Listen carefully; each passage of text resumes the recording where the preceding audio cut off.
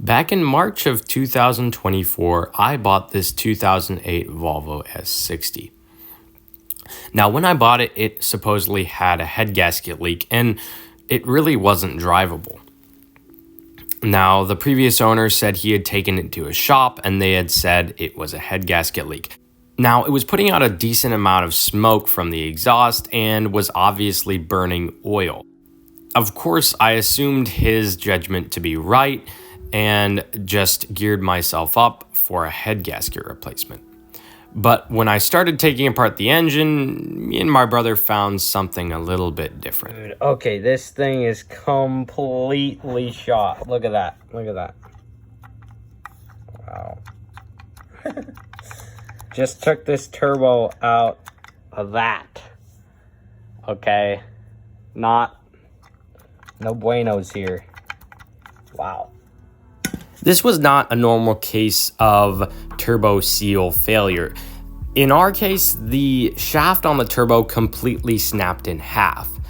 So the engine was basically just sucking up all the oil that was supposed to be lubricating the turbocharger and instead was just going straight into the motor. I personally drained about a quart out of the intercooler, and oil was just sitting in all the pipes that were leading from the turbo to the motor. So yeah, it was pretty bad. Okay, look at this. Which would make sense because the head gaskets on these like barely go. Hang on.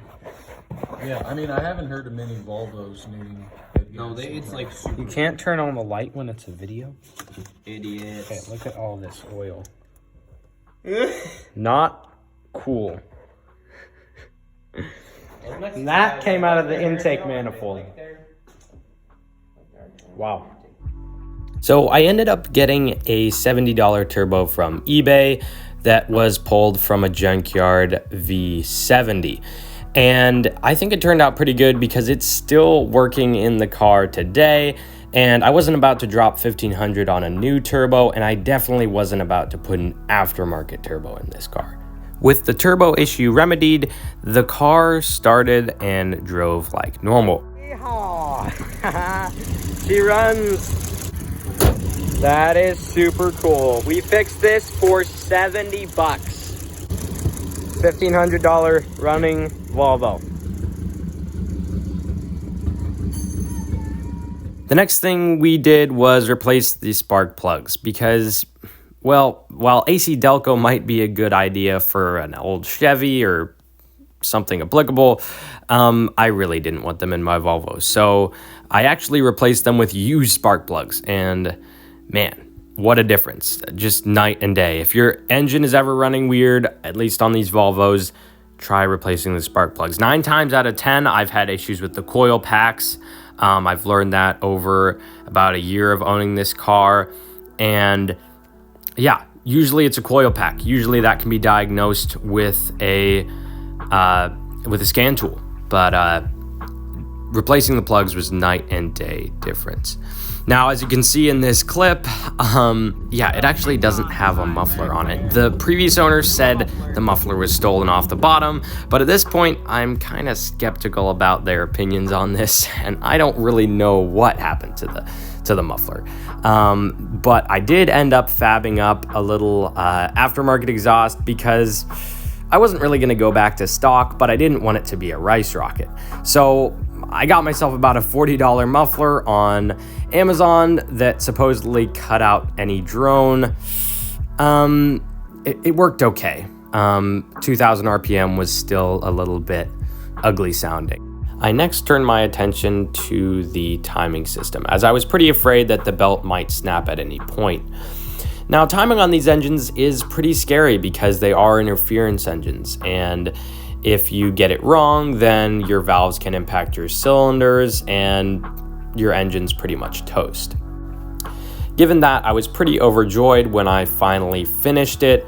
I also, of course, did the tensioner and idler pulleys and the water pump while I was in there because they needed to be replaced anyway, and why not? All right, there you go.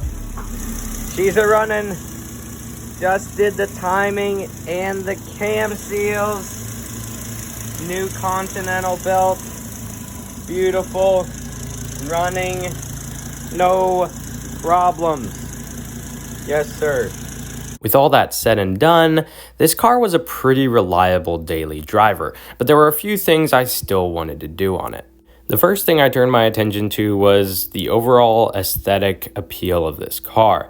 I ended up painting the calipers blue, which actually really matched nice with the silver. I wanted to get Brembos, but you know, they were optioned on the S60R, and really that's kind of the car I wanted this to become. But, you know, you can only do so much. So with the exhaust sounding pretty good, actually, and with a nice tip on the end, and the calipers painted, it was actually looking pretty good. I also did some other small things, like painted the tie-down points for the roof racks and wrapped the side view mirrors, which actually turned out really, really nice. I also did a little bit of work on the audio system, which I won't go too in depth into, but I did replace the front 2 speakers to just kind of clean up the audio sound, just really cheap $15 speakers. And then I did put a sub in the back, which really made the audio just really nice. I would do that to any car, and I'm gonna do it with my truck. If you want to see the video of me putting the audio system in my truck, then that will be linked in the description, as well as a full tour of my 86 F250. Oh, and something I forgot to mention. The headlights on this car looked terrible. So I redid these with rim clear coat from O'Reilly's. This was the Duplicolor rim clear coat, and it really actually made them look so nice. I could not be happier with how the headlights on this car turned out. So sadly, I ended up having to sell this car. The truth is, my family was moving across country. I had just bought my truck, and I really couldn't afford to transport 2 cars, especially because the plan was to fix the truck and sell this car right after. So I wasn't going to transport a car all the way across country if I was just going to sell it again. Before I finish up this video, I want to talk numbers for a brief moment. Now, I bought this car for $1,400. The guy I bought it from was asking $1,600 originally. It was not in a drivable state. It ran, but it did not drive. We tow dollied it away.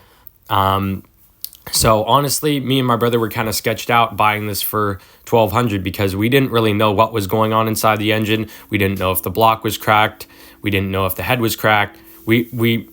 Or warped. We really didn't know too much because the assumption was it was a head gasket leak. I think all said and done, I've put around $1,500 into this car. I estimate it's probably a little bit over that. That was my original estimation. I don't think that includes the sound system, which was around $200. I sold this car for $3,000, and you know, I broke even. That's kind of something I'm just gonna accept. And I'm not really that angry about it. I mean, all in all, I owned this car for a year. I learned a ton on it, and I'm not really upset about breaking even because if you think about it, I only paid gas for my first car for driving it for 6 months. 6 months I spent fixing it, 6 months I spent driving it. And by the time I was ready to drive, this car was ready for me. There's plenty of people out there who will tell you how to flip cars or, you know, the best ways to make money on cars. And at the end of the day, that's a fine thing. But, you know, this was just my car and I needed to sell it. And so I sold it. If you made it this far in the video, thank you so much. I really appreciate your support, and please consider leaving a comment down below. I always enjoy getting them and reading and responding to them. So thank you so much, guys, and I'll see you on the next one.